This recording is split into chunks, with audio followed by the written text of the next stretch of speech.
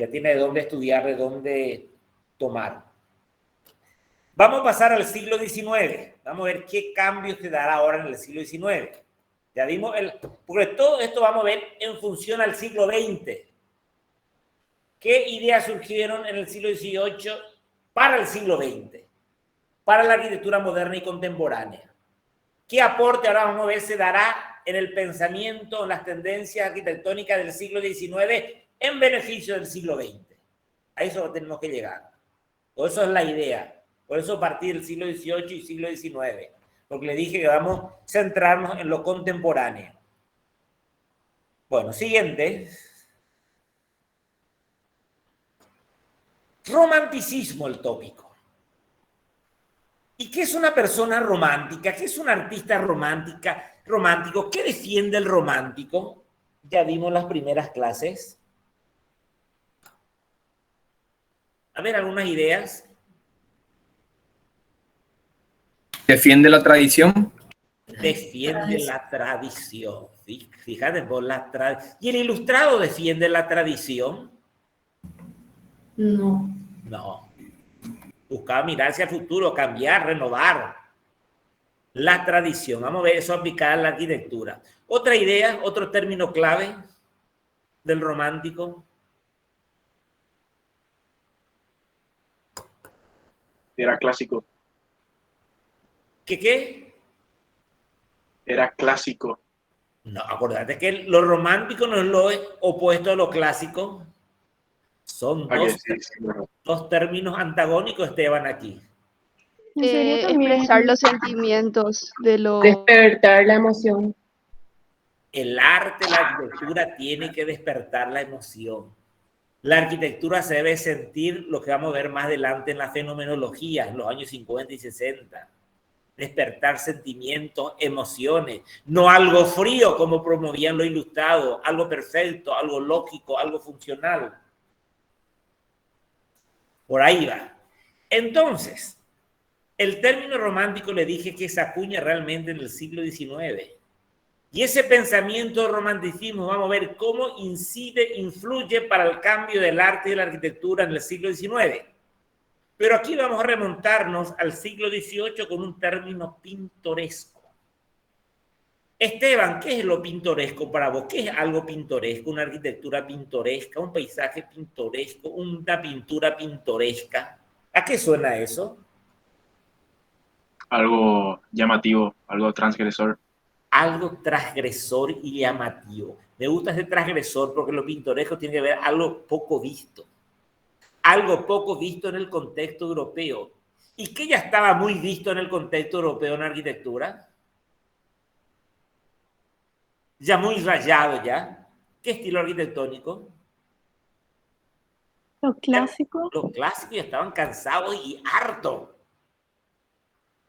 Entonces lo pintoresco va a ser algo nuevo, algo colorido, algo que sintoniza con ¿qué? Una arquitectura que sintoniza con ¿qué? Con la naturaleza. Con el entorno. Muy bien, Diana, con el entorno. Dice aquí, este término pintoresco fue introducido por un inglés ya en el año 1782, William Zilpin. Califica como pintoresco toda escena agreste. ¿Qué es un paisaje agreste? ¿Qué cualidad tiene un paisaje, una escena agreste? Natural. Natural, donde no ha intervenido la mano del hombre. ¿Cuál es un paisaje agreste? ¿El francés o el inglés? Inglés. Yes. Eso te identifica con el espíritu inglés. Intervenir mínimamente el entorno natural. Dejar lo natural en su modo más natural, valga redundancia. Intrincada, variada, quebrada, sin líneas rectas claras. Exhibir a su vez una composición pictórica, colorido. Lo colorido de la naturaleza, no lo gris, lo acromático que defendía los clásicos. Porque lo colorido actúa sobre el sentimiento del hombre. La expansión de la sensibilidad pintoresca está vinculado con movimientos culturales más amplios. Entonces va a surgir lo pintoresco en Inglaterra y se va a ir expandiendo por Europa. El interés por el pasado histórico. El interés por el pasado, pero ya no el pasado de Grecia y Roma. Por el pasado, ¿a qué época se van ahora a fijar, a mirar, a estudiar, a investigar? ¿Qué época de la historia? Medieval. ¿Por qué medieval? ¿Ustedes saben por qué medieval? Porque la tradición clásica. ¿Cómo? Y más adelante va a tener que ver con eso también. ¿Por qué no la tradición clásica, le dije? Porque la historia de la arquitectura, hasta los ilustrados del siglo XVIII, ningún historiador ha estudiado el gótico. No lo consideraban arte. No lo consideraban con una alta carga estética, porque todo lo bello seguía procediendo de Grecia y Roma. Y todo lo que procedía de una cultura bárbara no era arte y no era bello. Lo intrincado, lo exótico, lo que están defendiendo aquí los pintorescos. Lo pintoresco no era bello para el ilustrado. Entonces, aquí por primera vez esto es romántico, pero tiene su valor, tiene su belleza, tiene su encanto el gótico.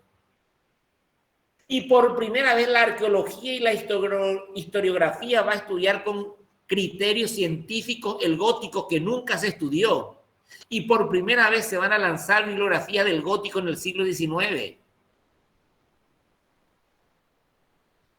Entonces, el pasado, que desemboca, entre otras cosas, en el neogótico, la fascinación por lo primitivo.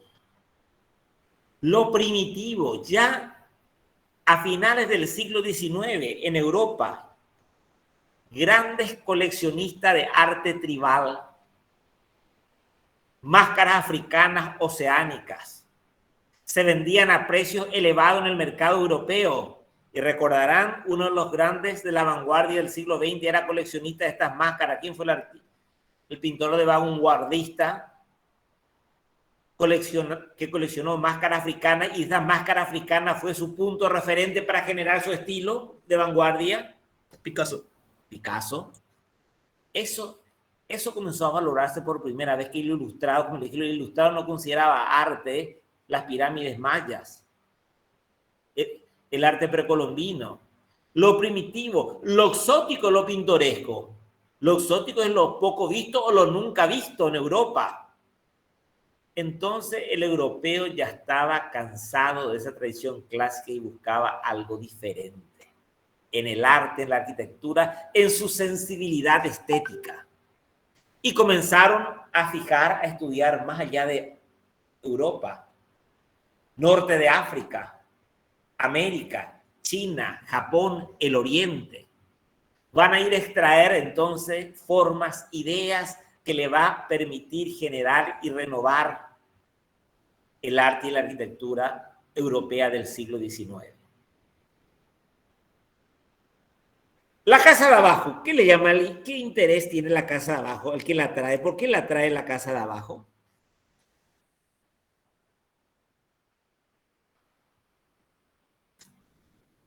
¿Qué le llama la atención en la casa de abajo? A mí me da una sensación hogareña. ¿Por qué hogareña? Correcto. ¿Y qué le da ese carácter hogareño según tu percepción? O sea, a mí me decís casi con la naturaleza, podría ser, La con los colores, los naturaleza. materiales. Los techos inclinados tradicionales de Inglaterra, la hiedra al verde que trepa, los juegos de volumen, la chimenea, la madera, materiales tradicionales. Esos valores, esos parámetros no tuvo nunca en cuenta lo clásico. Eso va a tener en cuenta el romántico de ahora en adelante. Siguiente. El legado de lo pintoresco fue más que sustancial. Contribuyó al nacimiento del movimiento del jardín urbano que promovía la importancia del fácil acceso al campo. Promovió el principio de la planta irregular a través del movimiento Art and Craft. Contribuyó al desarrollo de la planta moderna y funcional, la planta irregular asimétrica. y contribuyó a la aparición de la noción de que un edificio debía adaptarse a un lugar relacionándose orgánicamente. Aquí están ya ciertos términos claves que vamos a ver en la arquitectura moderna. La contribución del pintoresquismo, la contribución del romanticismo. Revolución industrial, ciudades contaminadas. Aquí surge la urbanística moderna en el siglo XIX para dar una solución a los problemas del crecimiento acelerado de las grandes urbes industriales. ¿Y de qué se preocupan los ingleses sobre todo? ¿Qué meten aquí en la ciudad los ingleses? ¿De qué llenan las ciudades los ingleses? Verde. Parques. Y de aquí surge... Jardines y lagos. Jardines, verde naturaleza. Un plan urbanístico que habrán dado en la historia del urbanismo la ciudad jardín, que se establece, que surge allá hacia 1890 a cargo de un urbanista de apellido Ebenezer Howard, donde dice que primero cada casa ya tiene que estar rodeada de grandes áreas verdes. No tiene que haber murallas. Lo que separa una casa de otra casa, un seto, un arbusto bajo. ¿Cómo se da hoy en las grandes urbanizaciones norteamericanas? Casas rodeadas de grandes áreas verdes. Cada terreno tiene 1000 metros cuadrados. Ebenezer Howard propuso ya lugares para dedicarse al huerto. Eran ciudades pequeñas donde ellos mismos cultiven sus propias hortalizas que necesitan para consumir. Áreas de labranza, grandes jardines, grandes parques. Entonces, esa es la idea de ciudad jardín que comienza a difundirse a partir de este pensamiento. La planta, esa planta regular, simétrica, clásica, ya queda de lado. Esa planta tiene que ser irregular, adaptarse a la topografía, mimetizarse con el entorno. Una planta moderna, más funcional. Y aparece la idea, como leímos aquí abajo, que la arquitectura debe adaptarse a cada lugar, que la arquitectura debe relacionarse orgánicamente. Entonces, los principios de la arquitectura orgánica es producto del pensamiento romántico. Repito, los principios de la arquitectura orgánica se encuentran en el romanticismo. De ahí que Wright aprendió mucho de la arquitectura inglesa del siglo XIX. Aprendió mucho del Art and Craft para generar todo lo que será sus primeras casas de la pradera. Siguiente. El romántico, como dijimos, valora lo medieval, el gótico va a surgir, valora lo exótico, lo oriental, lo chinesco, hindú, japonés, y sobre todo, ¿a qué llaman cottage en Inglaterra? Esos ejemplos que vemos de abajo. ¿Qué es un cottage, Ezequiel, en Inglaterra? La verdad que no estoy seguro, profe, de qué es cottage. Las casas de campo, las cabañas, las típicas casas de campo inglesas. El techo de paja o de otro material de madera, empinado, la chimenea, la hiedra que trapa, inmersa en medio de la naturaleza. En síntesis, la arquitectura vernacular inglesa. Una arquitectura que ha funcionado a lo largo de los años perfectamente y se ha adaptado al contexto, al clima, a la topografía. Rescatar elementos de la arquitectura vernacular que pueden seguir perfectamente funcionando y adaptando a los nuevos tiempos. Y no dar la espalda a la arquitectura vernacular que siempre la arquitectura clásica le dio la espalda. Era lo antagónico, porque no era una arquitectura precisa, no una arquitectura calculada, proporcionada, simétrica, ordenada. Era una arquitectura espontánea, producto del sentimiento del hombre, colorida. Siguiente.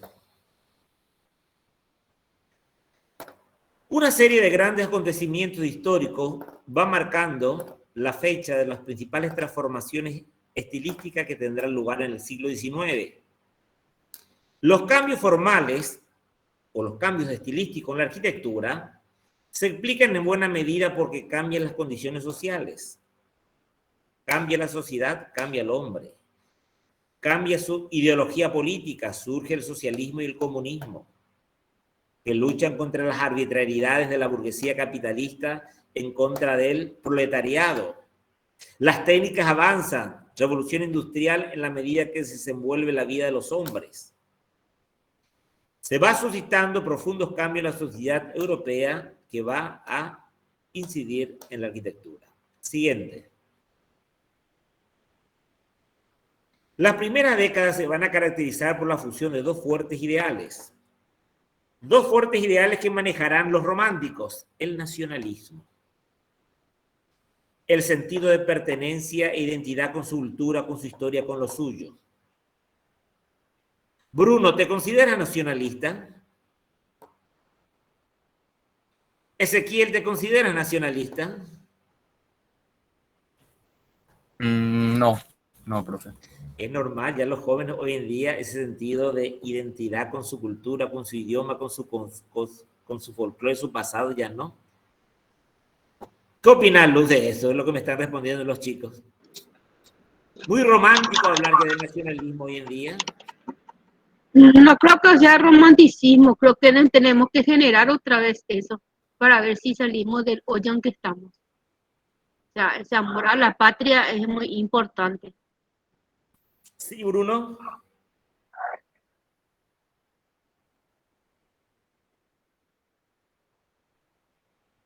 Bueno, ¿cuál es la diferencia que ves?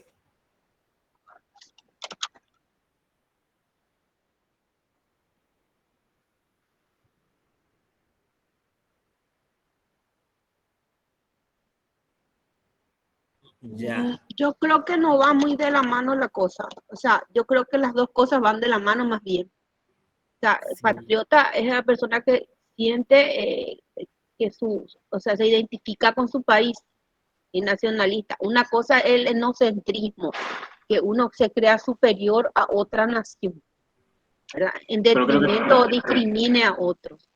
Creo que lo que quiere expresar el compañero Bruno es que el sentimiento nacionalista sería más o menos un sinónimo de fanatismo, mientras que patriotismo sería ese sentimiento de amor y identificación con la nación. Entiendo. Bueno, hay distintos conceptos y conceptos. Yo lo asumo nacionalista con el sentido de pertenencia, sin caer, nunca hay que caer en el fanatismo, en ningún momento. De valorar siempre lo tuyo y tu cultura. Yo tuve, estando en España, un compañero peruano, pero sus padres eran italianos. Y le pregunto, pero él nació en Perú, vivió toda la época en Perú. ¿De dónde sos? Soy ítalo-peruano. Y me cayó como un balde de agua fría cuando me dice ítalo-peruano. ¿Qué uno puede entender con eso? Que se identifica con ambos, pero con el italiano más, por eso dice. Más con el italiano. Él era rubio. El peruano normal es moreno y bajo. Y siempre en ese sentido, entonces ahí no encontré, se sentía más europeo en primer lugar. Entonces, nacionalista para mí, entonces no lo di nacionalista a él. Entonces, rescatar elementos de nuestro pasado y seguir conservando como elementos que nos dé identidad en la arquitectura, en el arte, en nuestra cultura, en nuestro proceder. De esa línea, buscando entonces algo propio nuestro que nos identifica. Estuve leyendo un artículo en estos días ante el fenómeno de la guerra Ucrania-Rusia. Estaba diciendo un politólogo, sociólogo, que en las últimas décadas en el mundo se daba un fuerte movimiento globalizador dominado por la cultura norteamericana en todos los ámbitos. Una globalización imponiendo la cultura, hablar de cultura, arquitectura, forma de vida, todo procedente de los Estados Unidos. Y eso se da a nivel mundial. Ahora con la guerra Ucrania-Rusa, en los próximos años, esa globalización llegará a su punto final y donde van a surgir grupos de países o bloques de países que comenzarán a valorar lo suyo con una mayor fuerte identidad local. Y ahí tomaron el caso de los países europeos exclusivamente. Van a surgir bloques regionales, incentivando y promoviendo culturas más regionales para hacer frente y dar punto final a esta globalización. Y al surgir estos bloques regionales, entonces, te dará fuerza al renacimiento de ese nacionalismo para rescatar nuestra identidad, en nuestro caso como latinoamericano, por ejemplo. Con una arquitectura alejada ya de los modelos europeos, que de hecho, arquitectos en los años 80, 60, 70, 80, como Rogelio Salmona, en Colombia, Dieste en Uruguay, Barragán en México, ya han estado buscando y ya se ha dado una arquitectura con identidad. Entonces, ese nacionalismo lo que tiene que conllevar es buscar una arquitectura más con identidad, más local, más nuestra, sin dar la espalda a lo que está sucediendo fuera. Siempre hay que tomar lo bueno también de tecnología, lo que se está dando afuera. No somos tampoco una isla. Eso es lo que hay que rescatar más que nada, no es el fanatismo. Sentimiento nacional, identidad geográfica, histórica, el amor por los grandes principios liberales. Este busca el romántico, está en contra de la opresión, su independencia. Esto es consecuencia de qué surgió el romanticismo en Europa. Historia general. ¿Qué se trató a través de reimponer una vez que le sacaron a Napoleón Bonaparte de las grandes monarquías, que le sacaron a Napoleón Bonaparte? Quisieron restaurar otra vez en aquella época, 1815, 1820 en Europa? ¿Qué se quisieron restaurar otra vez? La independencia de los países. Restaurar en Europa otra vez las monarquías absolutistas, volver al poder. Y contra esa monarquía absolutista que ya estaban cansados, el pueblo, surge el espíritu romántico que pregona la libertad, la libre expresión, cosa que no tenían con las monarquías absolutistas. Entonces, este romanticismo es producto de un momento histórico que estaba dándose en Europa a principios del siglo XIX. Y ahí va a surgir grandes revoluciones otra vez en Francia, en España, contra estos déspotas. Siguiente. El romanticismo hunde su raíz en ciertas corrientes filosóficas y artísticas del siglo XVIII. El culto al sentimiento y no a la razón. El amor a la naturaleza como fuente de recreación e inspiración.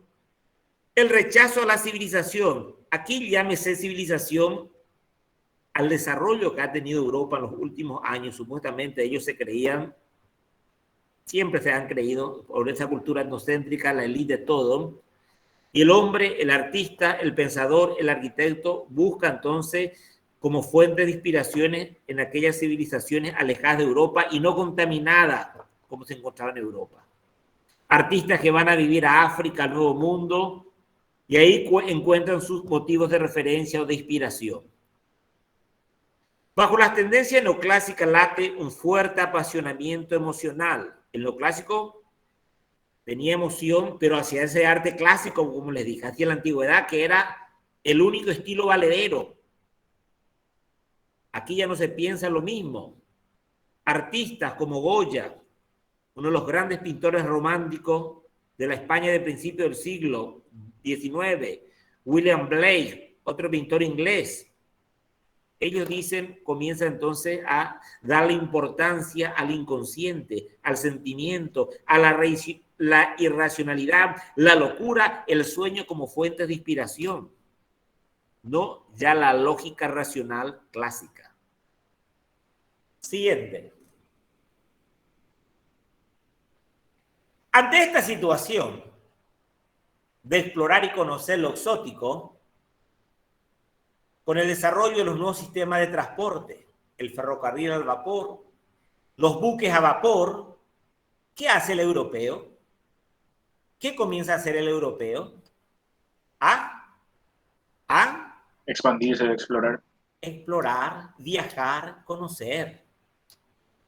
Conocer, ver lo exótico. Y lo exótico eran los países árabes, como les dije. Lo exótico ir a la India, a la China. Lo exótico ir a Latinoamérica en ese momento. Entonces, y le atraía, le seducía todo eso a través de distintas excursiones.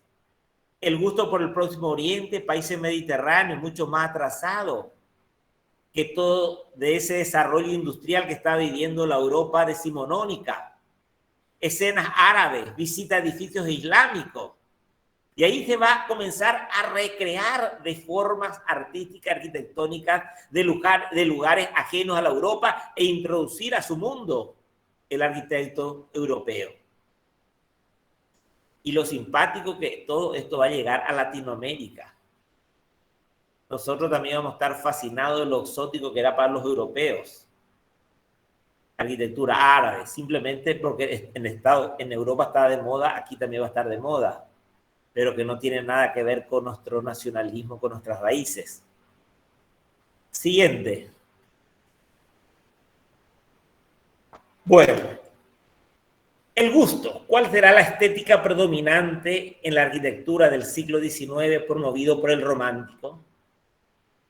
¿Qué característica tiene la estética romántica, Esteban? Cuando hablamos de las características del romántico en la primera clase. ¿Qué valora un romántico? La expresión.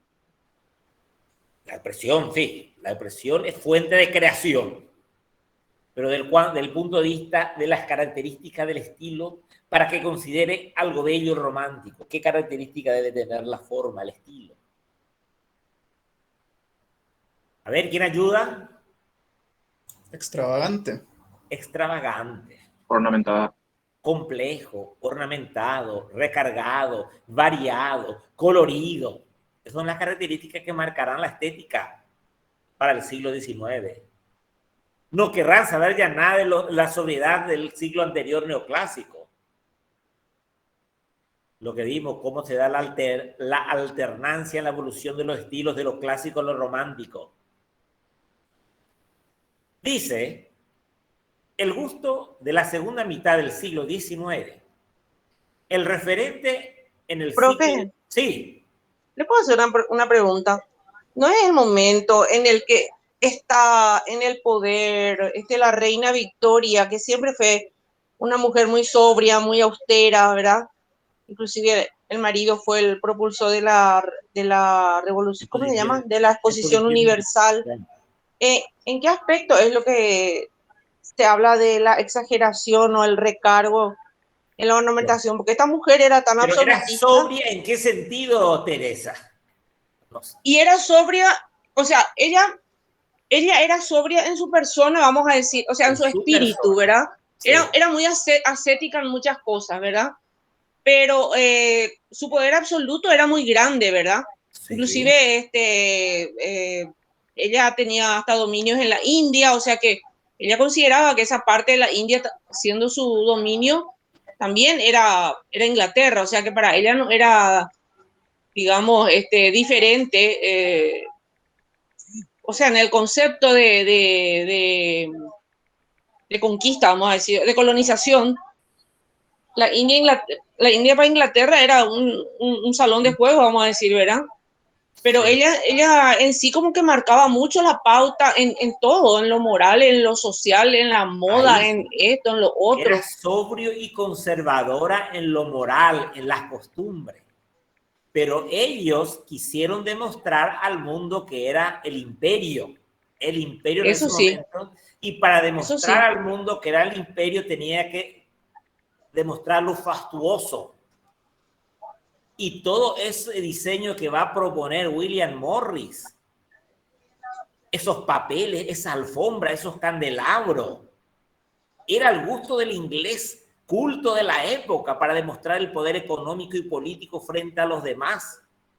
Como el imperio romano que quería demostrar la fuerza con lo decorativo, con lo ornamental fastuoso, ella también era sobria más bien en costumbres, en normas éticas conservadoras, pero con la exposición de de 1851 quería demostrar al mundo que ellos estaban en la cabeza de la política, la tecnología, en todo.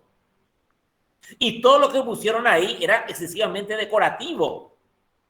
Eran de mal gusto, otra vez terminó siendo de mal gusto. Porque hacía una mezcolanza de todo, ¿verdad, Luz Ayala? Sí, la realidad de las cosas es que había una mezcla de estilos, o sea, yo creo que todo este historicismo, el eclecticismo estaba en su apogeo. Independientemente, Victoria era una mujer que después de la muerte de su marido guardó un luto severo y vamos a decir, tuvo un manejo más austero, menos pomposo también que las demás monarquías, porque de hecho que la influencia del príncipe Alberto fue muy grande en ella, en el sentido de que él era de una conciencia social que le hizo notar que ella se debía a su pueblo. Si quería mantenerse en el poder, ella tenía que hacer una alianza con su pueblo.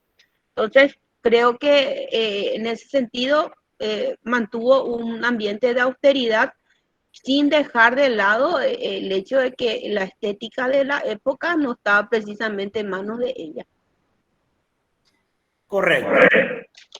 Bueno, tema lindo para ir debatiendo. Entonces, la estética se inclinaba por lo ornamental en este momento.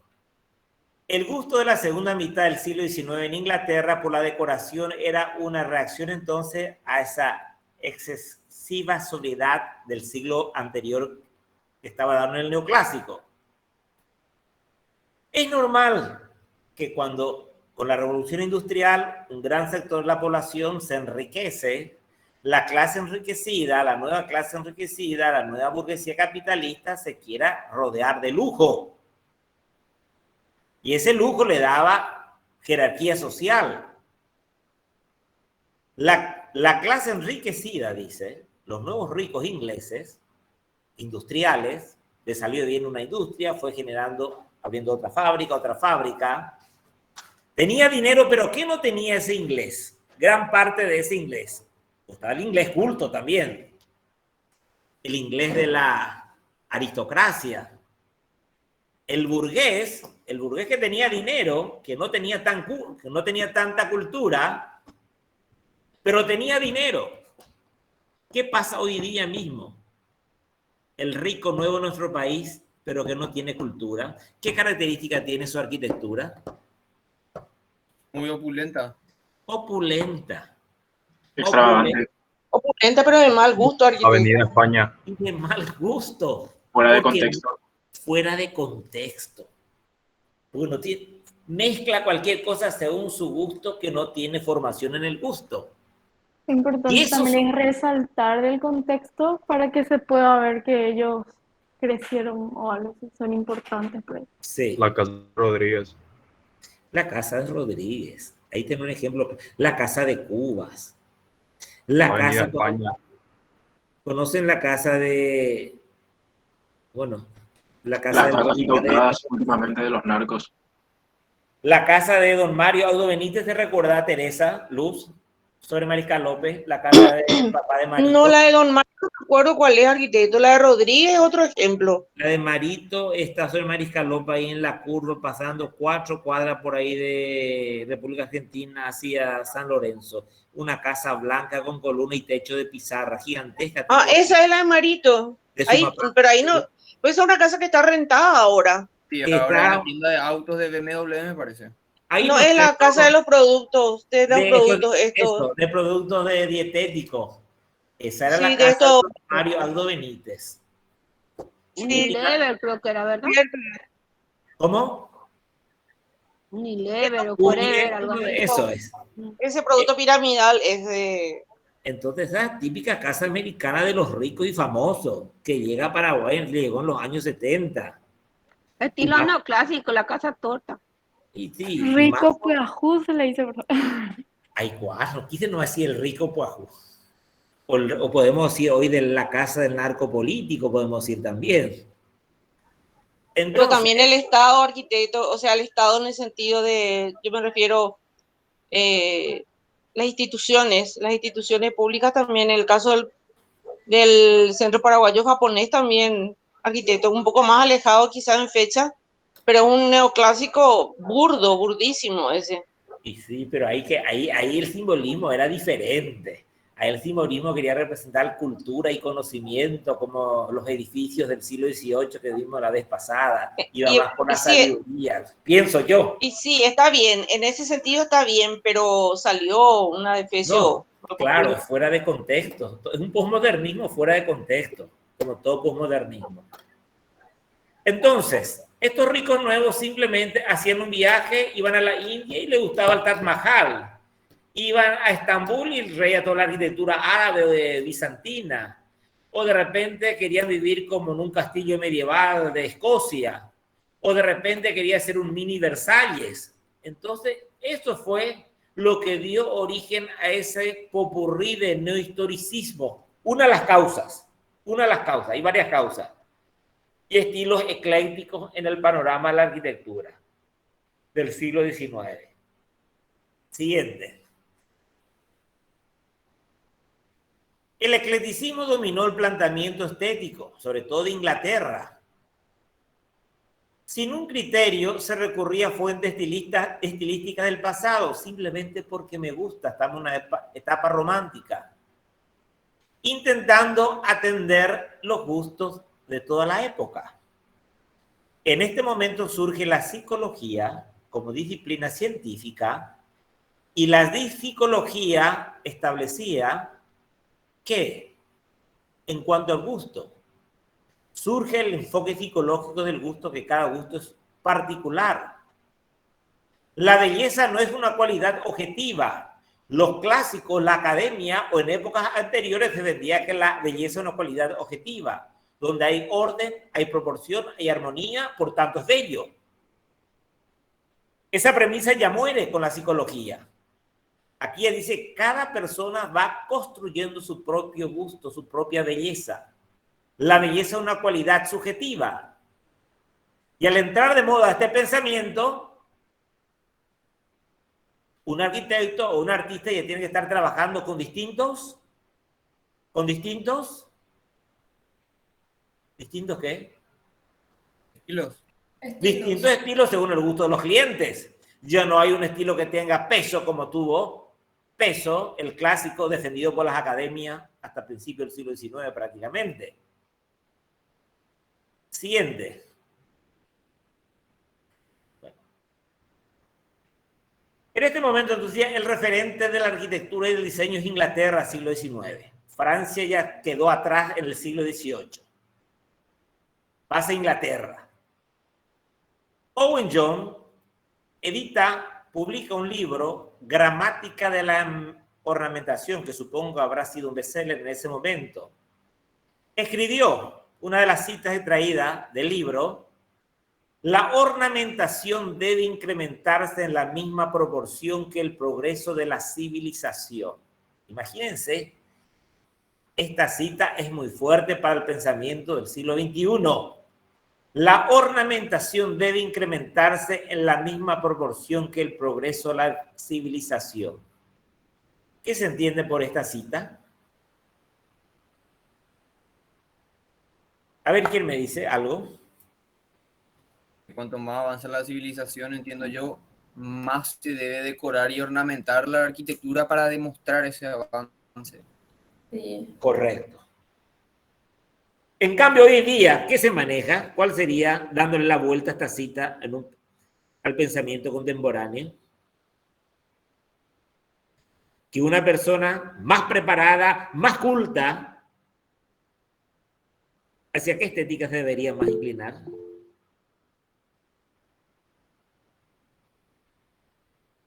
Sí. Según esta cita, hacia el romanticismo. Pero hoy en día, en cambio, hacia lo clásico. Hacia lo clásico. La sobriedad. Cuando más culta, cuando tenés mejor gusto, te inclinás hacia algo más sobrio, lo clásico. Entonces, aunque se quiera, no se puede evitar el deseo de adornar, que es parte de los anhelos naturales después del deseo del placer. Esto también es cierto. El adorno, el ornamento, te da tu toque individual, soy yo. ¿Qué pasaron en aquellas grandes urbanizaciones? en la época moderna, donde se lanzaban construyendo 1000 viviendas, toditas iguales, toditas cajitas blancas, ¿qué se ha observado después de un cierto tiempo de su residente, Ezequiel? Por ejemplo, vivo en una de esas casas que hace 60 años más o menos eran esas casitas que se hacían a patada, y lo que hacen las personas es tratar de identificar como una unidad su casa y no como un conjunto, es decir, le ponen ornamentación. Muy bien, ahí vos viviste eso.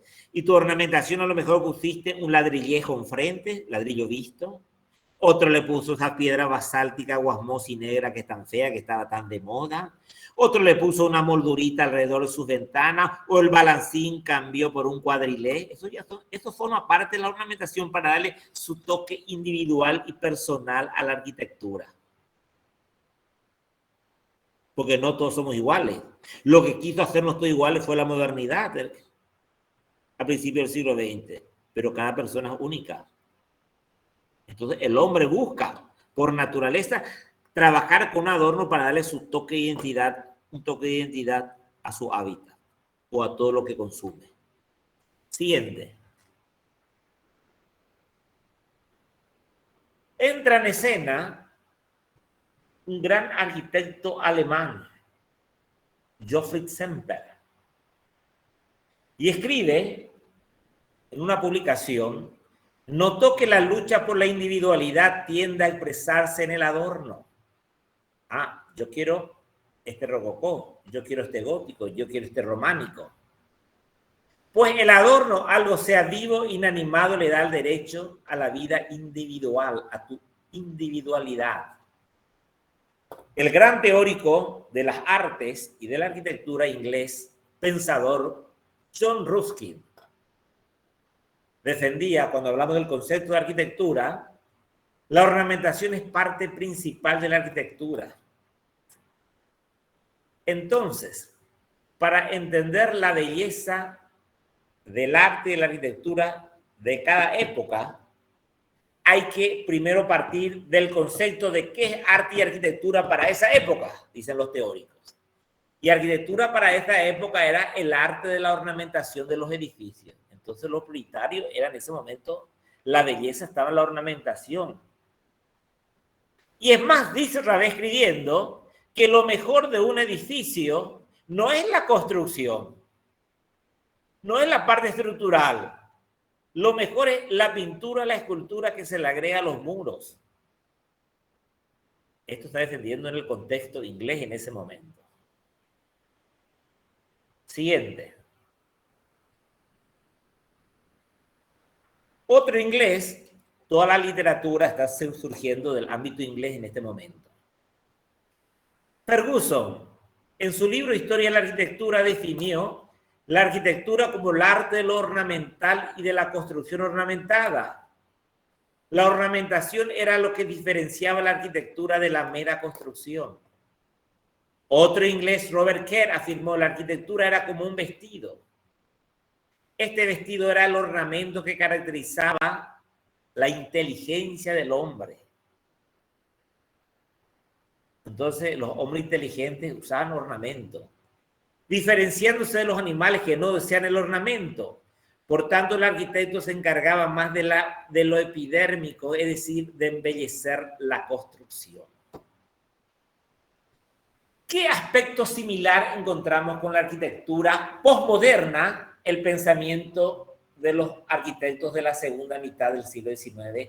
¿Qué analogía encontramos con la posmodernidad? Que ya dieron arquitectura posmoderna ustedes. A ver, aquí ya tiene sus raíces la teoría de la posmodernidad y de la arquitectura posmoderna. ¿De qué se preocupa más el arquitecto posmoderno? La epidermis, como dice ahí, de la piel prácticamente. Muy bien, se separa del ingeniero. De la epidermis, de la imagen de la arquitectura, lo que proyecta, lo que vende la arquitectura para ese hombre elegante y culto inglés. Y eso es la preocupación del hombre contemporáneo, su imagen, su arquitectura, dónde vive, qué usa, qué diseño, qué marca la imagen de la piel de la arquitectura. O sea, se lo veía al arquitecto como un salón de estética que embellece la epidermis por fuera y por dentro con distintas molduras de distintos estilos del pasado. A eso se reducía en gran manera la tarea del arquitecto en ese momento. Trabajar con la imagen. Siguiente. Otro inglés, George Hutchinson, manifestó, dice, aquí ya parece que ella no está tan de acuerdo con sus antecesores teóricos ingleses, Hutchinson. Manifestó que era evidente que el adorno se había convertido en una especie de anuncio, de un anuncio. ¿Y quién hablaba de la fachada anuncio en la arquitectura posmoderna? Debe tener un anuncio para identificar qué programa. Y si es posible ponerle un cartel enfrente de la arquitectura. Solamente el anuncio en ese momento se hacía con ornamento, hoy en día con un cartel. ¿Quién decía eso? Un arquitecto norteamericano en los años 60. ¿Venturi? Muy bien, Joaquín, Robert Venturi. Aquí hablaba de anuncio Hutchinson y Robert Venturi vuelve a hablar de anuncio. La arquitectura que tiene que comunicar. O un capricho de la vulgaridad. Él lo veía como un capricho de la vulgaridad. Ya pasó a ser vulgar, ya pasó a ser para él empalagoso. Tantas mezclas de ornamentos sin ningún orden, sin criterio. Por lo tanto, será uno de los primeros en defender la idea. Creo que la pureza de líneas y de la elegancia de proporciones sin adornos puede ir introduciéndose en todas partes ya. Arquitectura y diseño. Ya va a abrir el camino hacia la estética moderna.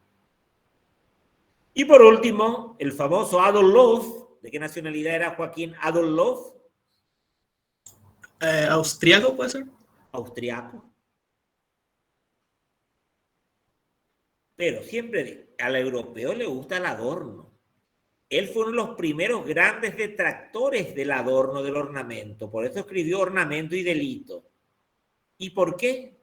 Porque él fue a vivir 3 o 4 años en los Estados Unidos a finales del siglo pasado, del siglo XIX, y vio toda la industrialización, la depuración que se estaba haciendo en la arquitectura con el movimiento de la Escuela de Chicago, y él viene con esa idea depurada de Estados Unidos. Porque si él no hubiese estado en Estados Unidos, iba también todavía a defender en cierta manera el ornamento. Los principios funcionales y técnicos los dio en el desarrollo de la Escuela de Chicago. Estuvo trabajando muy de cerca con Louis Sullivan y no le gustaba la ornamentación. Así mismo, Fadi. Entonces, Ornamento y Delito publica que va a ser el libro clave que abre las puertas del movimiento moderno. Cómo desaparecía toda clase de detalles en la pintura, en la escultura. El ornamento es una exageración, es un delito, es costoso, es una pérdida de tiempo y sobre todo no tiene ninguna función práctica, va a decir él. Y aquí ya va teniendo más fuerza lo práctico, lo funcional, que va a ser sinónimo de belleza para principios del siglo XX. Siguiente. Romanticismo arquitectónico. Entonces esto va a bajar a la arquitectura. El historicismo medieval surgió en Inglaterra. En Inglaterra nació la importancia de los estudios medievales. ¿Por qué? Porque ante este nacimiento del nacionalismo, ellos se dieron cuenta que esa arquitectura neoclásica o esa arquitectura paladiana que tanto defendieron los arquitectos en el siglo XVIII, no tiene nada que ver con el pasado de Inglaterra. ¿Qué estilo arquitectónico tiene que ver con el pasado de Inglaterra, Ezequiel? ¿Con la historia inglesa? No sé, profe, te diría que el románico. Románico más el gótico. Gótico. Sí. Tenés que tener en cuenta, después de Francia, las mejores catedrales góticas se encuentran en Inglaterra. Por la variedad de tipos de bóvedas que hicieron. bóvedas estrelladas, bóvedas magníficas, la proliferación de ornamentos, un gótico más barroco, más fastuoso. Entonces, el interés por los estudios medievales. Ellos quisieron rescatar un estilo que tenga que ver con la historia de la arquitectura inglesa y no con el neopaladianismo o lo clásico que tiene que ver más bien con el sur de Europa, con el Mediterráneo. Ahí le van a empezar a dar la espalda a lo clásico. Por otro lado, la fuente de la historiografía clásica. La historiografía clásica ya investigaron todo a través de la arqueología de Grecia y Roma. Tiene que surgir una historiografía medieval que investigue cómo nació el gótico, cómo fue evolucionando el gótico con rigor científico, con documentos y que van a hacer en este momento. Siguiente. Profe, entonces después del neogótico es lo que viene Palladio con su influencia, ¿verdad? ¿Palladio de qué siglo fue ese neopaladianismo en Inglaterra? 18. 18. Y contra ese neopaladianismo que no tiene nada que ver con la arquitectura inglesa, van a tomar el gótico que tiene que ver con la historia inglesa. Ah, ya. Gracias. Y aquí surge, ¿le suena Augusto Pugin? ¿Le suena Augusto Pugin? A mí no, profe. Este arquitecto fue uno de los proyectistas del famoso Parlamento de Londres. Vamos a ver cómo él defiende o qué criterios tiene para defender el gótico en su país. Arquitecto inglés introduce el gótico en Inglaterra. Plantea el estilo como único y verdadero para Inglaterra. ¿Por qué? Vamos a ver. Para él la arquitectura estaba condicionada por la religión. La arquitectura estaba condicionada por la religión y por la ética como se daba en la Edad Media. Y la filosofía que va a dictaminar qué estilo se debe utilizar. Considera el gótico como arquitectura del catolicismo. ¿Qué pasa con él? Él era anglicano y se convierte al catolicismo. Y ve que la sociedad inglesa estaba decayendo por todo la nueva divinidad que era el capital, el dinero, el prestigio, el poder. Y él como católico converso y como romántico que era, quería transformar la sociedad como era la sociedad medieval, en donde vivían en común unidad y donde todos ayudaban para construir su catedral. Donde casi prevalecía una iglesia, una clase social homogénea, no el burgués capitalista y el proletariado como en Inglaterra del siglo XIX. Entonces él decía, construyendo con el estilo gótico, que es el estilo nacional inglés, vamos a cambiar la sociedad a una sociedad más cristiana, con buenos hábitos éticos, morales. Era un romántico. Repito, pensaba que el gótico iba a transformar la sociedad. Iba a volver a traer una sociedad cristiana, piadosa. Ya es difícil eso.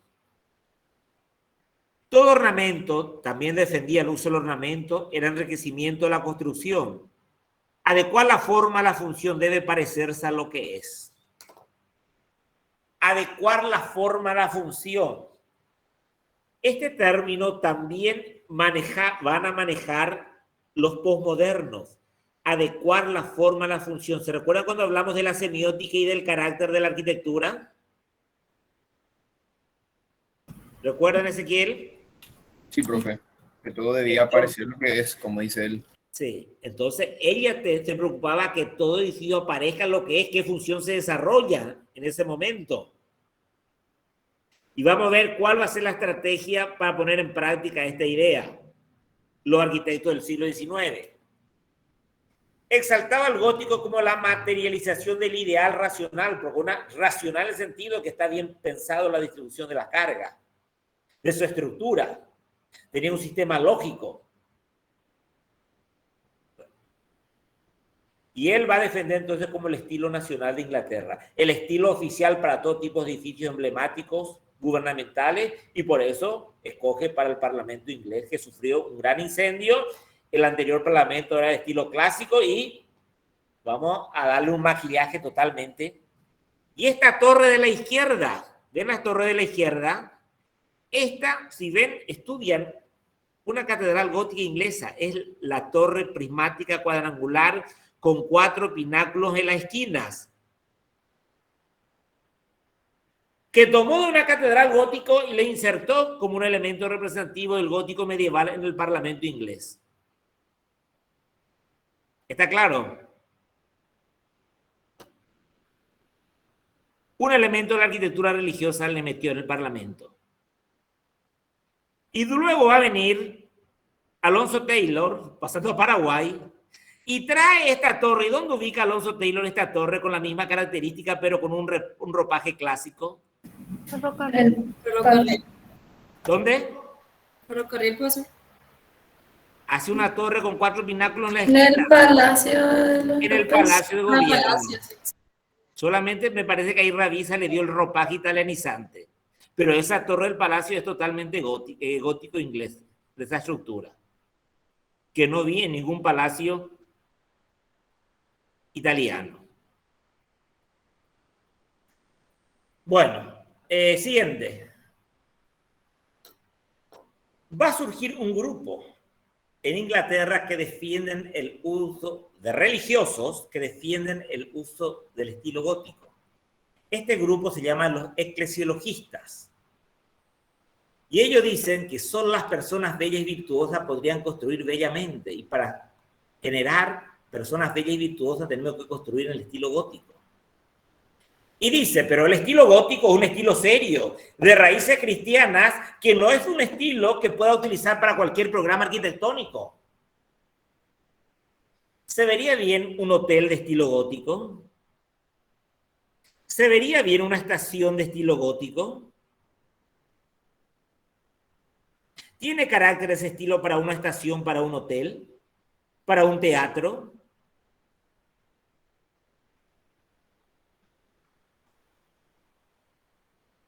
Yo creo que sí. Para mí sí también, profe, espectacular lo que hay. Capaz para ellos no.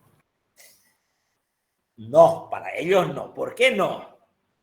Porque tenía que ser algo en la política, en el poder, podría ser la religiosidad.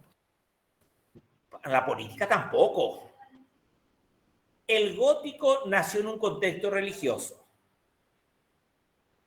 ¿Qué instituciones fundaron la iglesia en la Edad Media? ¿O qué instituciones se fundaron en la Edad Media que tenía como objetivo cultura? Monasterios, iglesias. Vamos a continuar en el gótico, iglesias. Todo lo que va en función a la cultura y al conocimiento. Tienen que tener en cuenta que la educación estuvo en manos de la iglesia hasta el siglo XVIII, en que los ilustrados sacan y pasan en manos del Estado. Todo lo que son edificios de carácter educativo y universidades gótico, cultura, conocimiento. La iglesia quiso en ese momento universalizar el conocimiento, porque el conocimiento estaba solamente en manos de los religiosos, no monasterios. Universalizar, ahí viene universidad. La iglesia se encargaba de ¿qué? De la salud, de recoger a los pobres, moribundos y enfermos de las calles. Hospitales de estilo gótico, tiene carácter de ayuda a la comunidad. Entonces hay determinados programas que se adecuan con el espíritu gótico con el cual fue creado el estilo. Lógicamente después hicieron en Inglaterra la estación de San Pancracio de estilo gótico. Esto no era un absurdo para los eclesiologistas. El gótico tiene que llevar más con aquel estilo de raíces cristianas, solidarias, educativas, que se encargaba la iglesia.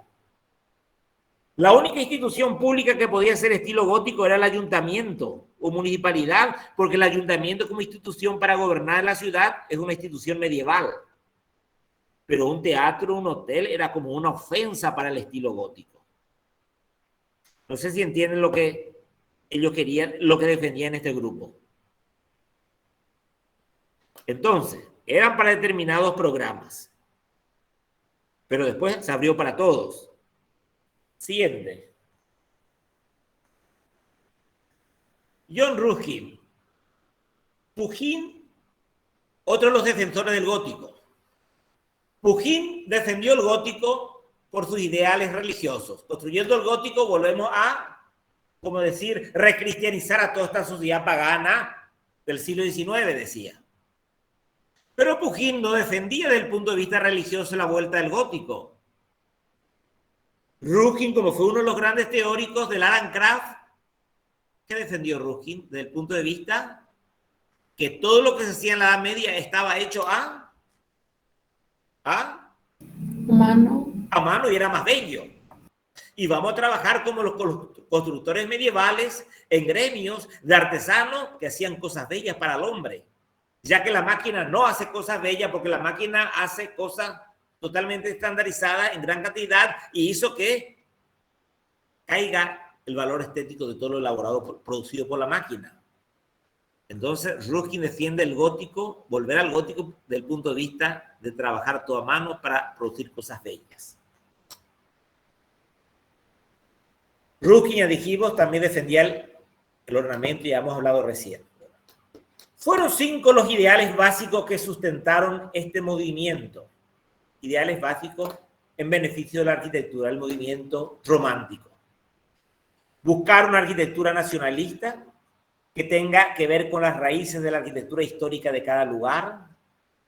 Racionalista, porque ya tiene que estar el gótico, tiene una estructura muy bien pensada en la distribución de carga, tiene su lógica constructiva. Romántica, porque despierta ciertos sentimientos que se relacionan a la cultura de cada país.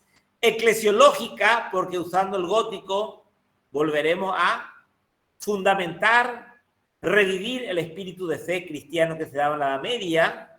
Y reforma social, porque en la Edad Media prevalecía una clase social media hasta que aparecen los grandes burgueses que se aferran al dinero, pero antes que aparezca la burguesía, antes del siglo XII-XIII, las primeras urbes eran una sociedad homogénea. Entonces vamos a homogeneizar la sociedad. Difícil. El adinerado se aferra cada vez más a su dinero, al capitalista. Por eso tiene un principio totalmente romántico, idealista estos arquitectos para cambiar la sociedad. Y lentamente se irá apagando todas estas ideas nobles, interesantes. Siguiente.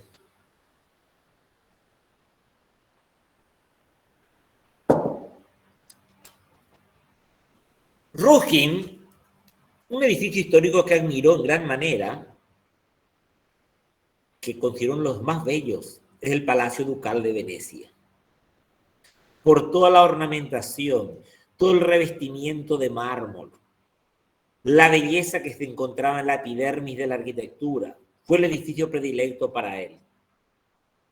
La elección de los materiales, la incorporación del color, la jerarquía de la decoración.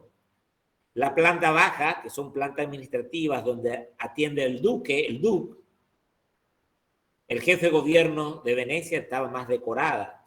La planta alta, que son habitaciones ya íntimas del palacio, debe ser más simple, más sobria. Según la importancia de cada espacio, decía, se debe decorar la fachada o el interior. Entonces, un edificio muy importante decía que debe estar más decorado. Un edificio menos importante como una vivienda debe estar menos decorado. Siguiente. Ledoux, este gran arquitecto francés de finales del siglo XIX, que enfatiza la arquitectura más como un hecho constructivo, tecnológico, en introducir ya en forma masiva el hierro y el vidrio en la arquitectura. Recuerdan que los arquitectos fueron reacios al hierro y el vidrio porque vieron que era un material grotesco, feo y frío. Recién en el Art Nouveau el arquitecto utilizará el vidrio y el hierro con total libertad, pero ya muy ornamentado. Fueron reacios, el ingeniero no fue reacio a la estructura en hierro. Creyó que el gótico era el único sistema racional de construcción. Él defendió el gótico, repito, desde el punto de vista constructivo, porque se inclinaba a que la esencia de la arquitectura está en la construcción, en la estructura. Se abocó a la forma del pasado, interpretada racionalmente en cuanto a distribución de cargas. Bóveda, la bóveda reparte la carga de su peso a las columnas, empuje laterales de la bóveda absorbe el arrotante al contrafuerte, el contrafuerte al cimiento. Una forma tan sencilla de distribución de carga, que hay que aplicar ese mismo sistema, pero con un nuevo material, el hierro o el hormigón armado, de tal manera que vaya evolucionando la arquitectura, no quedarme en la piedra. Realizó estudios de los cambios constructivos y las posibilidades ofrecidas entonces con el nuevo material. Sobre todo el hierro trabajó en gran manera. Siguiente.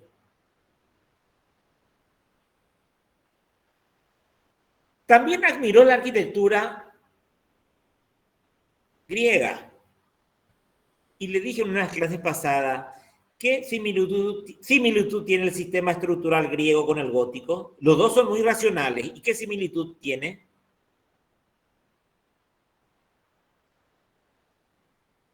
¿Qué similitud? Tectónico. Tectónico. En ambos casos el muro no existe o el muro simple cerramiento. El techo descansa, en este caso descansa sobre dinteles, en el gótico sobre arcos ojivales. Los arcos ojivales y los dinteles sobre columna y punto. Así de simple va a trabajar el hormigón armado. Se aprende de la historia para ir evolucionando. También le causó admiración las termas romanas. Eran los edificios más grandes que construyeron los romanos. Espacio gigante para albergar una gran cantidad de gente. Espacios y programas de gran complejidad, porque tenía las aguas termales, las piscinas agua caliente, tenía gimnasio, tenía biblioteca, tenía comedores, salones de fiesta, y estaba muy bien organizado con criterios funcionales. El alto grado de funcionalidad que llegó el espacio romano quedó muy admirado en su estudio que hace John Ruskin. Entonces, cada época va sacando algo importante que puede utilizar para el momento siglo XIX. Va estudiando, analizando la historia. El romántico ama la historia, se nutre de la historia, aprende de la historia para ir evolucionando. Siguiente. O todavía no, es cierto, muchos ya no van a aprender. La mayor virtud de esta arquitectura era que su diseño, estoy hablando de las termas romanas, se derivaba de un programa funcional con una estructura que respondía a las necesidades específicas de cada espacio, más que una fórmula preconcebida. La estructura era producto de la funcionalidad, del uso que tenía cada espacio. Es decir, se trataba más del espacio que de la forma. La forma para la arquitectura, para los romanos, era un producto del espacio. La forma sigue la función según él. Ya aplicaron los romanos en su producción arquitectónica. Siguiente. También admira la catedral, porque él decía que la catedral también es un programa complejo. Nave central, nave lateral, tiene sacristía, tiene narte, tiene capillas laterales, tiene confesionario, tiene coro, tiene presbiterio, tiene altar. Pero toda esa multiplicidad de programas propios de una iglesia, de una catedral, se reúnen como si fuera una planta libre. Ella lo leía como planta libre, Viollet-le-Duc, ahora estoy en el francés. ¿Por qué lo veía como una planta libre? Porque las columnas son tan estilizadas que hay una continuidad espacial de una nave con otra nave y que no se nota la diferencia del espacio entre la nave central y las laterales. La planta libre que va a ser lo propio de la arquitectura moderna.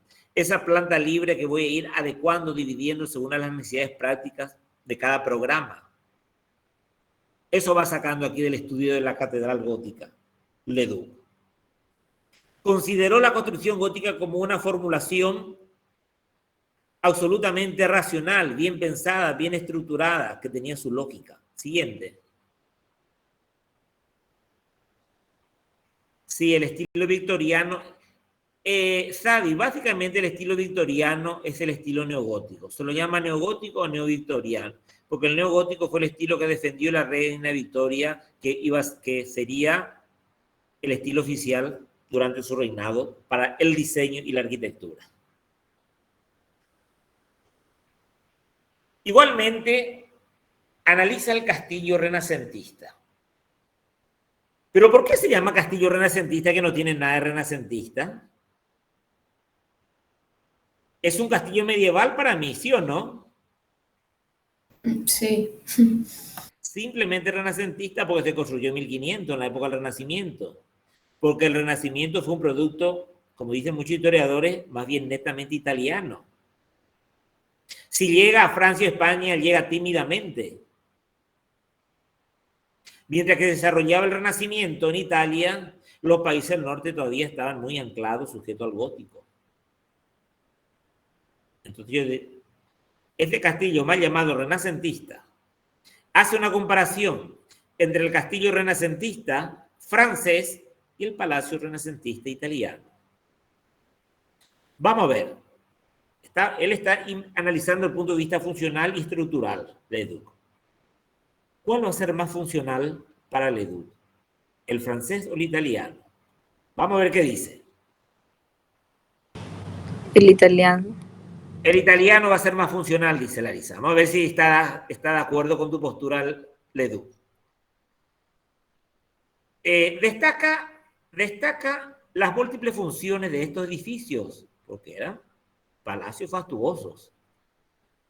Múltiples funciones de estos edificios domésticos y celebra el acomodo de estas en una planta, en donde la forma exterior venía dictada por las necesidades interiores. ¿En cuál caso? La forma de la planta, la forma del volumen, la fachada, daba una respuesta a las necesidades interiores del diseño de la planta, ¿les parece? El francés. En el francés. Francés. Del momento que trabaja una planta irregular asimétrica, eso ya te da noción o deducís que es un producto del diseño de la planta. No tenés un volumen previo preconcebido al cual tenés que adaptar las necesidades del programa, como se da en el Palacio Italiano, que es clásico, la forma pura, la simetría, los dobles ejes de axialidad, que en cierta manera te limitan la funcionalidad en tu diseño.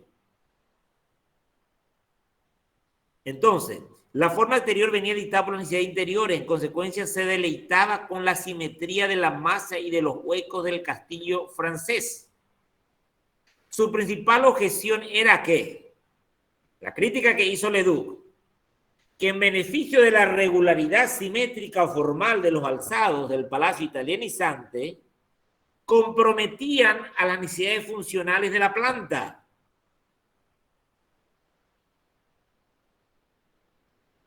Por eso la arquitectura moderna va a descartar lo clásico, porque no lo permitía trabajar libremente para generar esa planta simple, sencilla, funcional. Siguiente.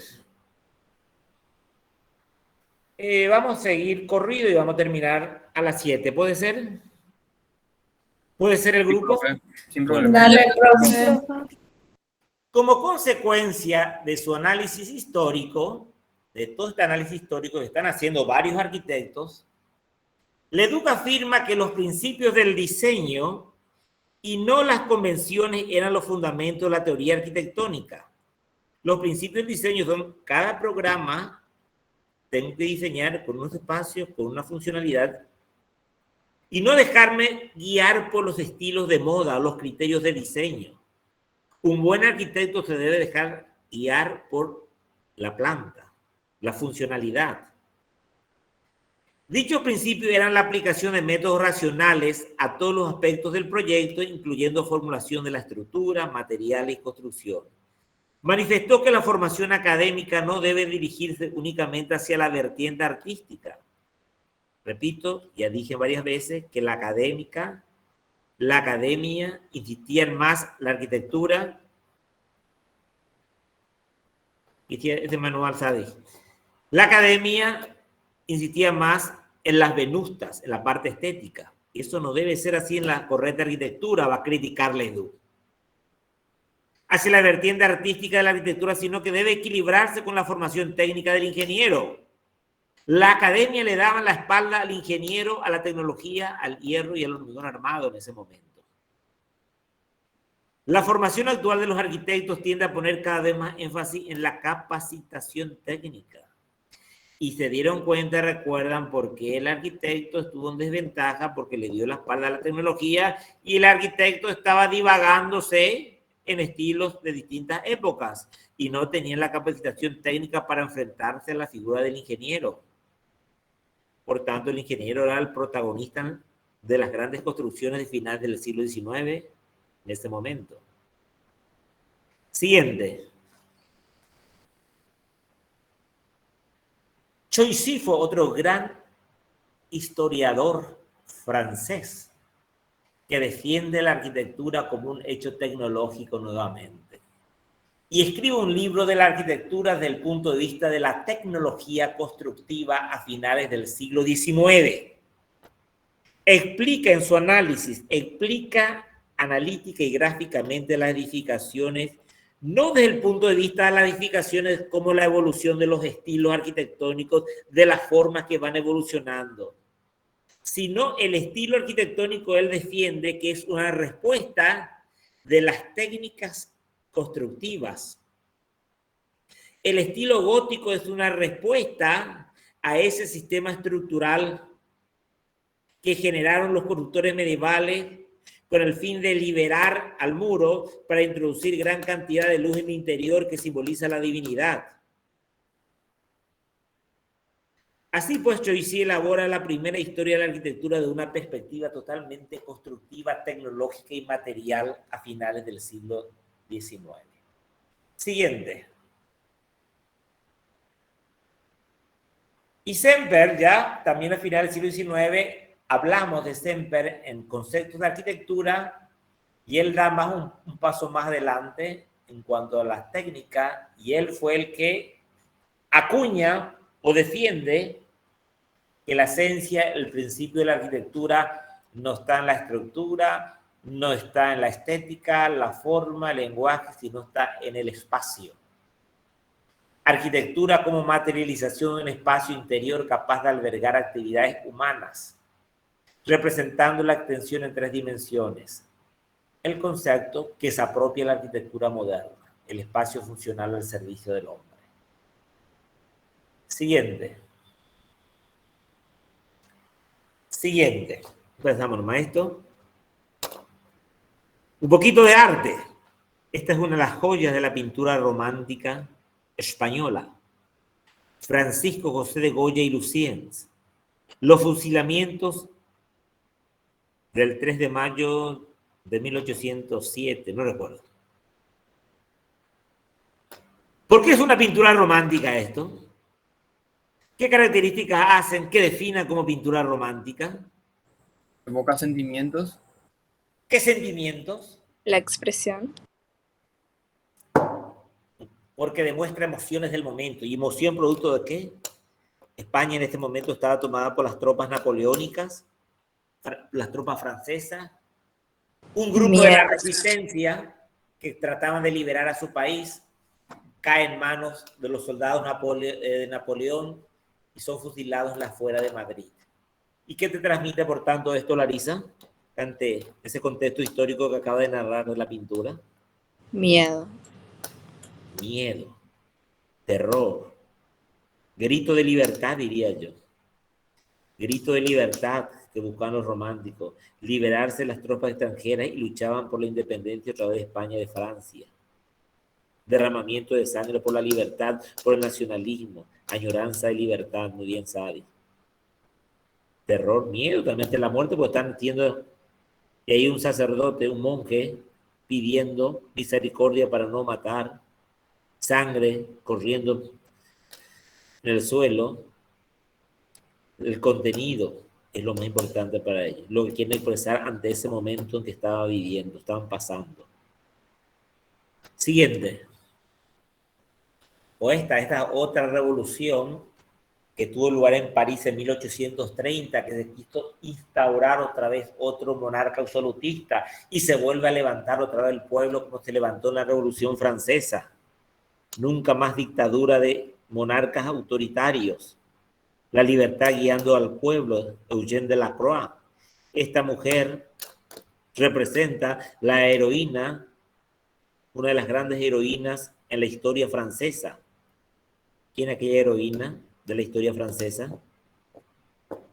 ¿Quién era? Juana de Arco, no. Juana de Arco, que logró vencer al ejército inglés en una de aquellas batallas de los 100 años, ya a final de la Edad Media.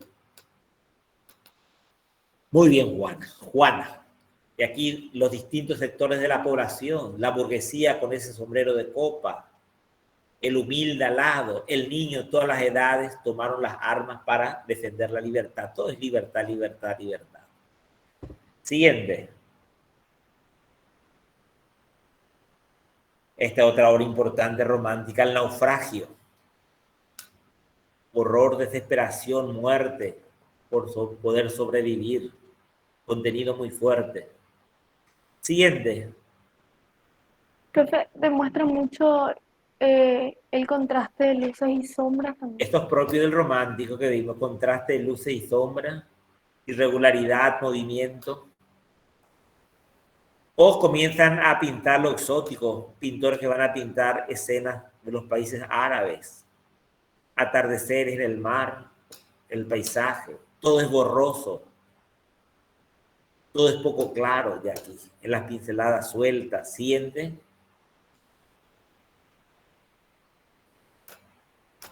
Siguiente. O ya el artista no pinta, como en el siglo XVIII, o en la pintura barroca, escenas de la familia real, retratos del conde, del duque. El artista pinta, se parecen a las ilustraciones de la Biblia, ¿cierto? Temas costumbristas. El artista romántico se inspira de su realidad. Aquel hombre trabajador que trabaja de sol a sol en el campo. Las segaderas, Millet, un pintor francés. Aquel que cuida las ovejas, miseria, sufrimiento, sacrificio. Esos temas reales con los cuales se identifica el romántico. Siguiente. Profe, en esa pintura de Juana de Arco, sí, tiene mucho parecido con el monumento de las Residentas, ¿o no? O sea, cosa que Dios también habrá inspirado esa pintura, siempre también relaciona ahora que vos decís. Tiene algo sí, con la bandera. Tiene mucho con la bandera y el niño ahí atrás. Habrá inspirado, no sé quién hizo el monumento de la Residenta, pues es un cuadro muy conocido en la historia del arte universal. Habrá sido su referencia, ¿correcto? Sí.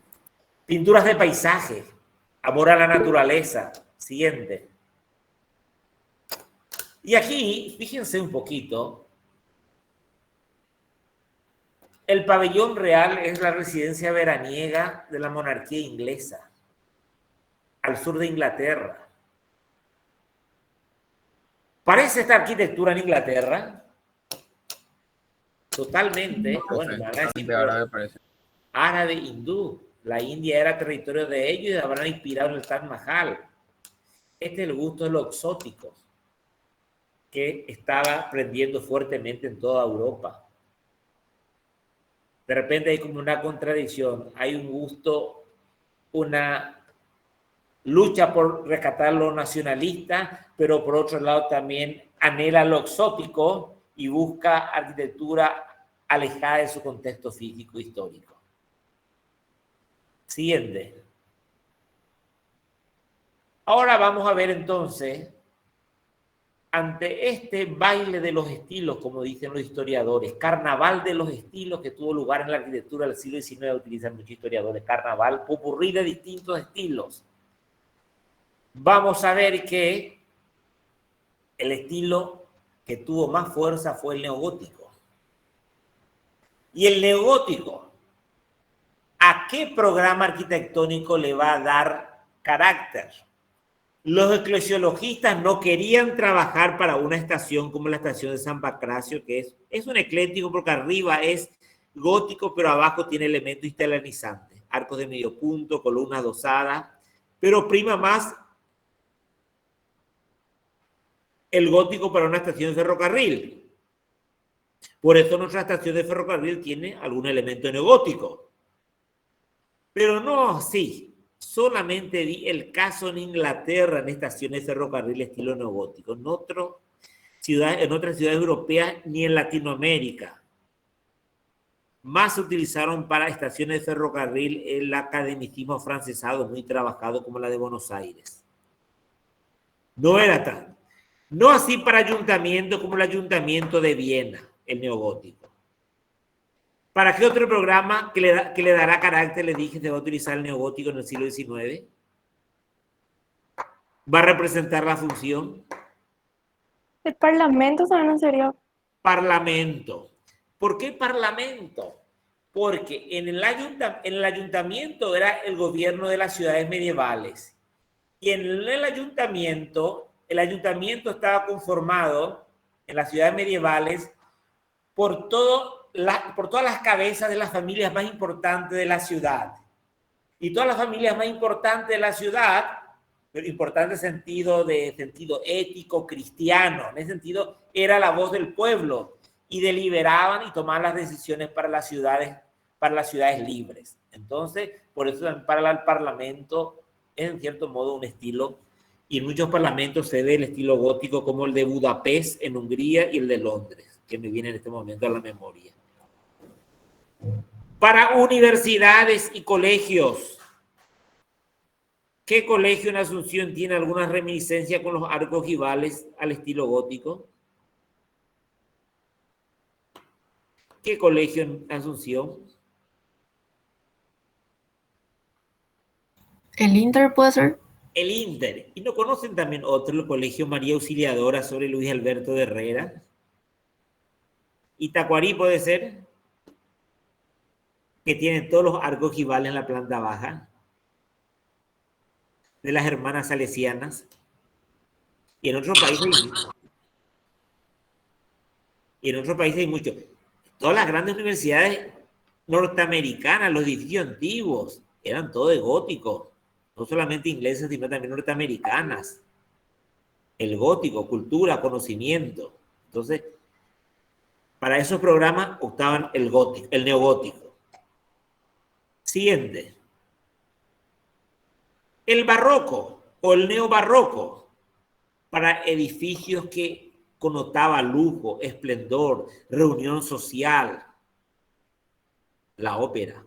Hoteles de lujo en París, todo el academicismo francesado es un barroco exuberante de los hoteles de lujo.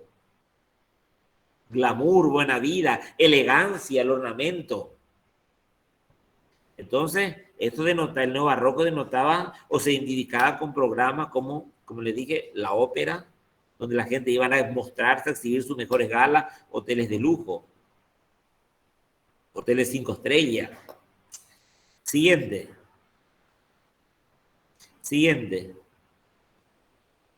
Y todos se utilizan también, todos los objetos, vajillas muy decorados. Siguiente. El mobiliario seguía la línea. Gran parte del mobiliario que trajo López para equipar el Palacio de López, que quedaron varados en el puerto de Buenos Aires con el inicio de la guerra hace unos cuantos años, devolvió una parte del gobierno argentino y vi que eran de estilo neogótico, esos muebles. Siguiente. Neobarroco, siguiente. Esto les dije. En este siglo, dicotomía o contraste entre estilo y técnica. ¿Quién se preocupaba por el estilo y quién se preocupaba por la técnica? Arquitecto e ingeniero. Estilo creo que era el arquitecto y técnica el ingeniero. Ahí arriba vemos la ópera de Dresde de este arquitecto Semper. Todo muy decorado. la epidermis con el cual trabajaba. En cambio, el ingeniero iba ya proyectando nuevas estructuras en hierro y vidrio. Por tanto, la figura del ingeniero adquiere mayor preeminencia sobre el arquitecto, cuya labor se reduce a decorar la epidermis. Siguiente. Profe, Sí. profe, esa imagen de abajo es la estructura del teatro. ¿O No, imágenes? el de abajo es la estructura del Museo de Ciencias Naturales de la Universidad de Oxford.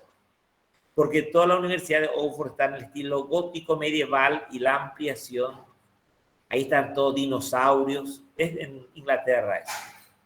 Pero sí también todas las estructuras de los grandes auditorios que se construyen, teatros y ópera, ya es totalmente en hierro porque tiene que cubrir grandes luces y solamente el hierro va a dar respuesta para cubrir esos grandes espacios, esos grandes auditorios.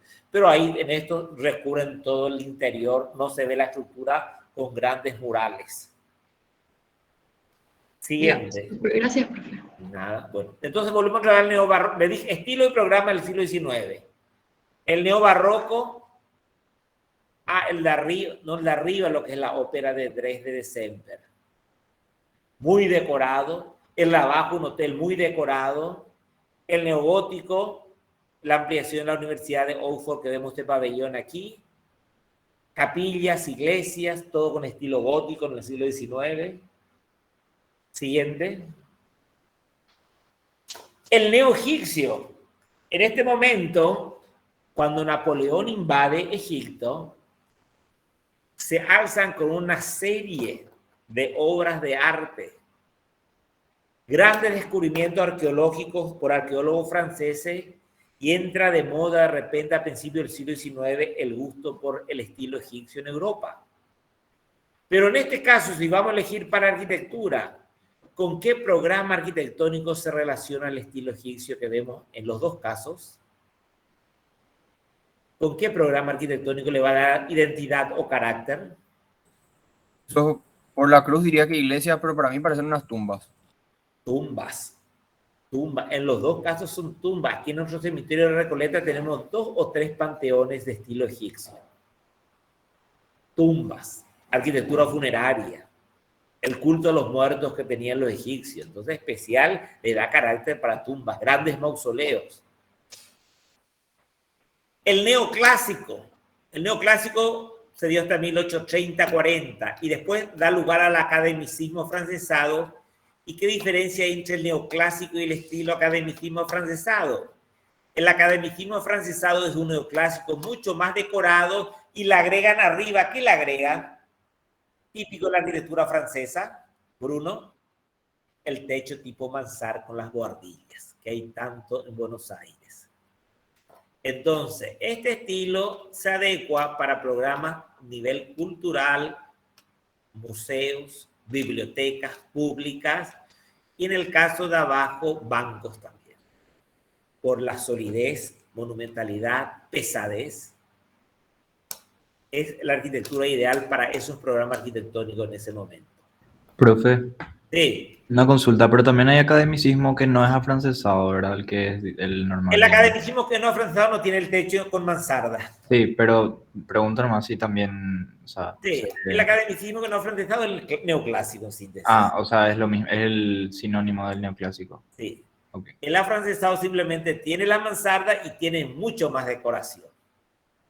Dale, Nuestro banco de fomento es un neoclásico tardío, no es afrancesado.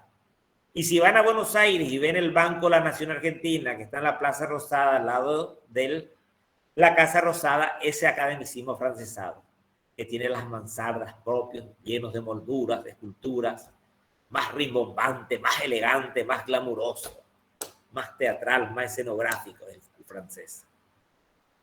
Siguiente. Neorrenacentista. Aquí, por ejemplo, utilizó, esta es la Biblioteca Santa Genoveva que está en París.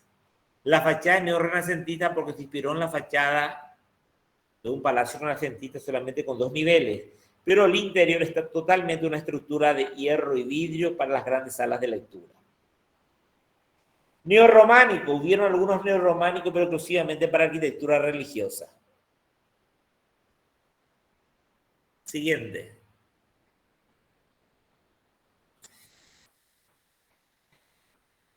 Vamos a pasar Arte Total y Arancraz, que saben todos ellos, y vamos a ir a la última parte. Esto pueden leer porque ya están revistos. Siguiente. Siguiente. Bueno, aquí un poquito. Acá.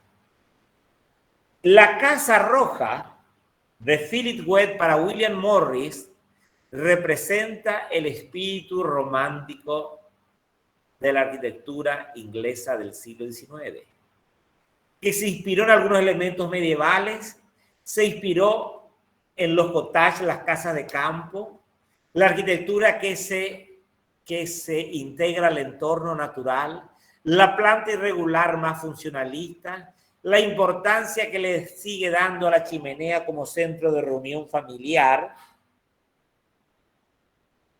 rompiendo totalmente con el esquema de la arquitectura neoclásica del siglo XVIII, simetría, orden, regularidad, proporción. Una casa irregular, colorida, pintoresca, que abre el camino hacia la arquitectura orgánica. Entonces vemos cómo se da un cambio entre el planteamiento de vivienda, de lo que era la vivienda o los palacios del siglo XVIII, a lo que será una vivienda de lujo de fin de semana en la arquitectura inglesa.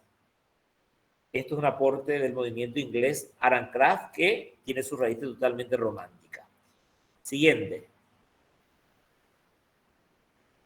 Aquí vemos la irregularidad, el pozo ahí de agua, el cono que le cubre al pozo, una serie de chimeneas, juego de volúmenes, entrante y saliente, la diversidad, la irregularidad, el colorido.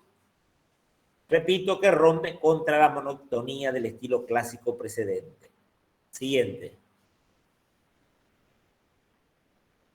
Aquí dice, es quizás el primer deseo de una casa moderna, por la planta irregular y los criterios funcionales en el diseño de la planta. Se empezó de la planta y la planta, el volumen es un producto de la planta, que se aleja de los rígidos parámetros de la arquitectura academicista clásico. Un rumbo alternativo que va a aprender en gran manera para dar lugar a la arquitectura orgánica del siglo XX. El resultado fue una arquitectura basada en la recuperación y adaptación de los usos y costumbres del lugar. La arquitectura clásica nunca tuvo en cuenta eso. Un repensar de un trabajo más manual que querían los del Arancraz, para lograr otra vez conseguir la estética, la belleza, como producto de lo elaborado por las manos. Siguiente. Siguiente. Siguiente. Toda la decoración interior es algo sobrio, no es tan cargado, pero es decorado. Como le dije, los tapices, cantidad de cuadros, candelabros, hasta el más mínimo detalle no descuidó William Morris en el diseño de la casa. El arquitecto, con esa idea de arte total, el arquitecto tiene que estar capacitado desde ya de no solamente diseñar el contenedor, sino todo el contenido. Y ese lema se va a imponer otra vez en la Bauhaus, porque no solamente se le enseña arquitectura, sino todo el equipamiento que va a tener la arquitectura, hasta el último artefacto lumínico.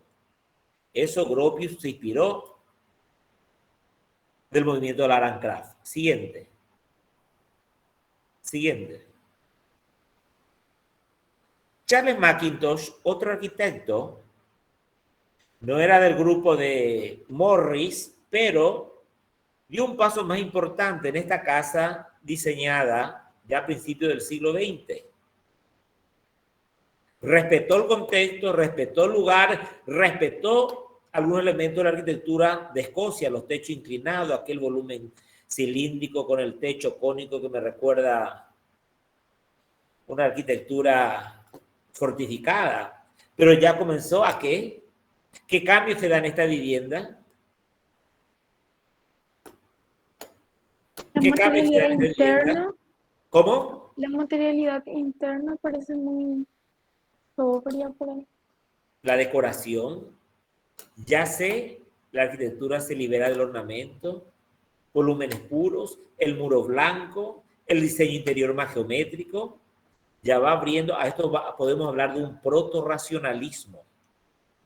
Inicio del racionalismo, en donde todavía mantiene elementos de la arquitectura autóctona del lugar, pero ya va abriendo paso hacia la pulcritud, hacia la pureza, hacia la limpieza, hacia la funcionalidad de todo el diseño, tanto el contenedor, la arquitectura, como el contenido, el diseño interior. Siguiente. Siguiente, esto vamos a pasar nomás.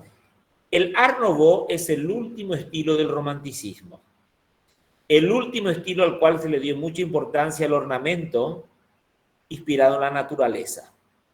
Pero aquí, como le dije, ya el arquitecto se apropia por primera vez del vidrio, del hierro, y lo exhibe, pero en forma muy decorada. Lo exhibe y encuentra ya belleza en estos materiales que antes tenían mucho miedo, que lo ocultaba, lo negaba. Siguiente. Siguiente.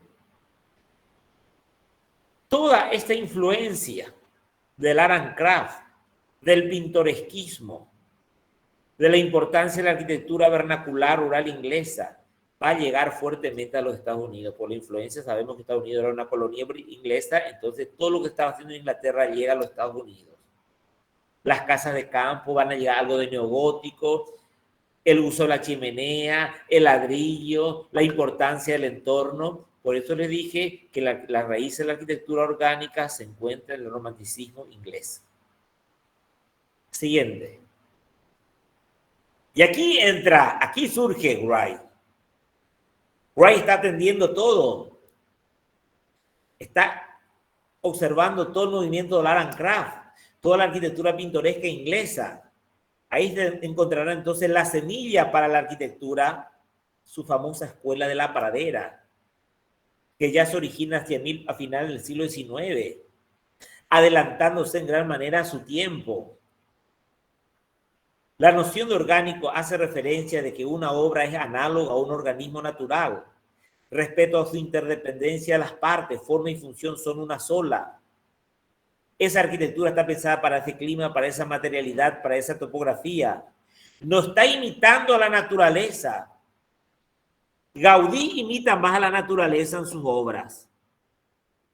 En la pedrera, en la Sagrada Familia, un bosque, las bóvedas, un follaje de árboles, las columnas son troncos de árboles en la Sagrada Familia. Ahí hay más mímesis, más imitación. Wright lo que hace es tomar una metáfora de la arquitectura, de cómo funciona la naturaleza. Entonces, la arquitectura orgánica es romántica, fuertemente romántica. Siguiente. Las plantas irregulares, las plantas que se abren a partir de dentro para afuera. El centro constituye la chimenea, el punto de unión, el punto focal de la familia. Los espacios que se van articulando del interior hacia el exterior. Sabemos que él estuvo mucho tiempo también en Japón y ahí aprendió mucho de la arquitectura tradicional japonesa, de la integración espacial interior-interior y meter la naturaleza al interior. Siguiente. Siguiente. El arte sigue dominando, pero ahora está fabricado por máquinas, no por artesanos, y está totalmente controlado por el arquitecto de su tablero de dibujo. Él no estaba de acuerdo con William Morris de hacer todo artesanalmente. Él decía, si la buena arquitectura tenemos que democratizar, porque Estados Unidos es un país realmente democrático, tenemos que aliarnos a la máquina, a estandarizar las piezas, los materiales constructivos, pero teniendo el control total por parte del arquitecto para lograr esta arquitectura más humana en sintonía con la naturaleza. En realidad, Wright llegó enseguida a la conclusión de que la producción en serie era necesaria para la arquitectura. Entonces, con eso no estuvo de acuerdo con Morris, pero estuvo de acuerdo tener en cuenta el último detalle del diseño, estuvo de acuerdo que el arquitecto debe involucrarse en todo el interiorismo. Siguiente. Álvaro Aalto, otro de los grandes arquitectos que sigue esta línea de sintonía con el entorno. Álvaro Aalto, repito, también es un producto del pensamiento romántico. Bueno, vamos a llegar hasta aquí. Entonces, el romanticismo llega hasta el siglo XX con todo lo que es la arquitectura orgánica. Respecto a volverá otra vez a dar importancia en la segunda mitad del siglo XX. Bueno, Luz, te paso el micrófono si hay algún anuncio. No, básicamente no, profe.